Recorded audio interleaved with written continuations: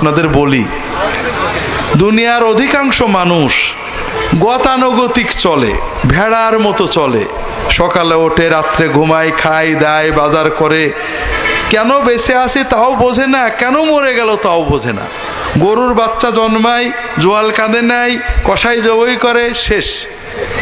ওর খিদে লাগে, খায়, পায়খানা চাপে, হাগে, কিন্তু ওর জীবন কি বোঝে না।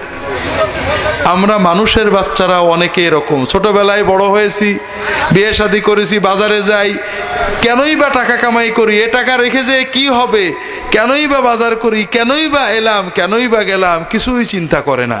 এরকম মানুষ বেশি।